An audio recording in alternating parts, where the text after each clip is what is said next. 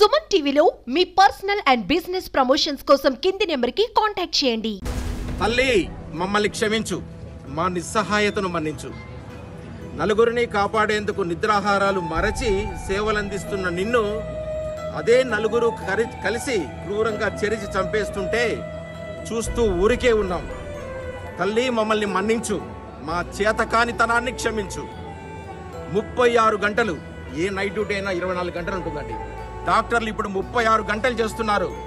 36 గంటలు ఇంటి మొహం చూడకుండా పేషెంట్లను కాపాడుతున్న నిన్ను అర్ధరాత్రి దాటాక అసురులు చిత్రహింసలు పెడుతుంటే ఆర్తనాదాలు వినకుండా మేము నిద్రపోయాం. తల్లి మమ్మల్ని మన్నించు, మా మొద్దు నిద్రను నువ్వే వదిలించు.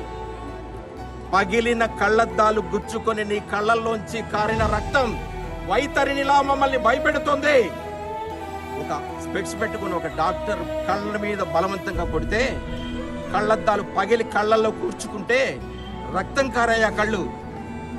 కన్నీళ్లు కాదండి, రక్తం కారింది ఆ కళ్ళు. పటపటమని విరిగిన నీ ఎముకల శబ్దం మాకు గుండె పగిలేలా చేస్తోంది. ఆమె పెల్విక్ గడ్డీలో మొత్తం కూడా ఫ్రాక్చర్ అయిపోయింది. తల్లి మమ్మల్ని మన్నించు, మా పిరికితనాన్ని గమనించు. గజానికి ఒక గాంధారి పుత్రుడు వలపన్ని చెరబడుతుంటే కాపాడేందుకు రాడే ఆ అర్జునుడు. భగత్ సింగ్ పక్కింట్లో మాత్రమే పుట్టాలనే కోరుకునే కరుడు కట్టిన స్వార్థపరులం మేము. భగత్ సింగ్ కావాలి, ఆయన ఆవేశం కావాలి, ఆయన ఆలోచన కావాలి, కానీ వాడు మన ఇంట్లో ఉండకూడదు, ఎందుకంటే ఉరిదీయబడతాడు కాబట్టి. భగత్ సింగ్ పక్కింట్లో మాత్రమే పుట్టాలని కోరుకునే కరుడు కట్టిన స్వార్థపరులం.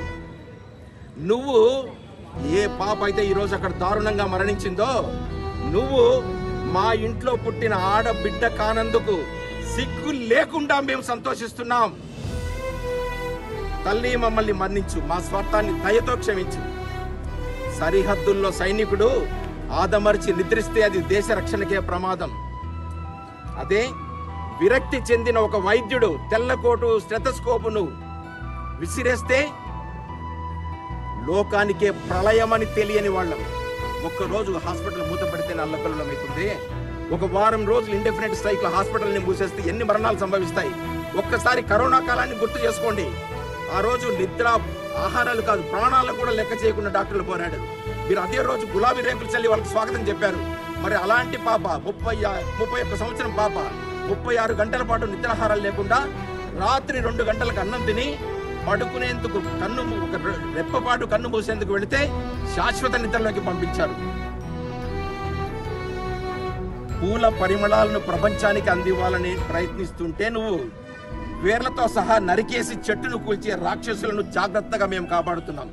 ఈరోజు మనకందరికీ తెలుసు, అక్కడ దొరికింది ఒక నేరస్తుడే, ఇంకా ఎంతో మంది దొరకాలి. వాళ్ళు ముసుగులు బయటకు తీసి సమాజంలో వాళ్ళని ఎక్స్పోజ్ చేసి కఠినంగా శిక్షించాలి. నేను ఇప్పుడు మిమ్మల్ని అందరినీ ప్రశ్నిస్తున్నాను, నిర్భయకు జరిగింది అన్యాయమా? ఈరోజు ఒక డాక్టర్ జరిగితే అన్యాయం కాదా? అంటే ఒక డాక్టర్ అనేవాడు ఒక ప్రొఫెషన్ సంబంధించిన వాడు, ఒక ఆడబిడ్డ కదా. అంటే ఈరోజు నిజంగా ఇక్కడ ఏఎస్ఎఫ్ వాళ్ళు ఇంతమంది చూసి నాకు సంతోషంగా ఉంది. మాకు కూడా సంఘీభావం తెలిపేందుకు ఇంతమంది వచ్చిన స్నేహితులైన స్టూడెంట్లను చూస్తే సంతోషంగా ఉంది. కానీ సమాజం ఎలా స్పందిస్తోంది? నిర్భయ సంఘటనలో దేశమంతా అట్టుడికిపోయింది. ఈరోజు ఒక డాక్టర్ కాబట్టి మీరు ఆ పాపను ఐసోలేట్ చేస్తారా? తను ఒక ఆడబిడ్డే కదా, ఒక కన్నతల్లి బిడ్డ కదా. 36 గంటల పాటు తన విద్యుత్ ధరంలో తన విధి నిర్వహణ చేసే ఒక సమర అంగణంలో ఉంటే తను నిరాయుధుణ్ణి చేసి ఒక అభిమన్యుని కన్నా ఘోరంగా చంపి పాతరేసి ఈరోజు ఆ శవాన్ని కూడా కనిపించకుండా పాతి పెట్టే ప్రయత్నం చేస్తున్నారంటే ఇది న్యాయమా? ఇది ధర్మమా? ఇది ఒక సభ్య సమాజం ప్రవర్తించాల్సిన తీరా అని అడుగుతున్నాను. తల్లి మమ్మల్ని మన్నించు, మా నిర్లిప్తతకు మా మొహంపై ఉంచు. కలకత్తా క్రూరత్వానికి కన్నీళ్లతో కన్ను మూసిన ఆ చిట్టి తల్లికి ఒక ఐఎంఏ ఈరోజు కన్నీటి నివాళి అర్పిస్తోంది. ఇలాంటి సంఘటన ఏ డాక్టర్కే కాదు, ఏ స్టూడెంట్కు, ఏ ఆడబిడ్డకు, ఏ వర్కింగ్ ప్లేస్లో పనిచేసే ఏ అమ్మాయికి కూడా జరగకూడదని మేము మనసారా కోరుకుంటున్నాం. ఈ ఉద్యమం ఇలాగే కొనసాగుతుంది. న్యాయం జరిగేంత వరకు మా పోరాటం ఆగకుండా ముందుకు పోతుంది. జై హింద్.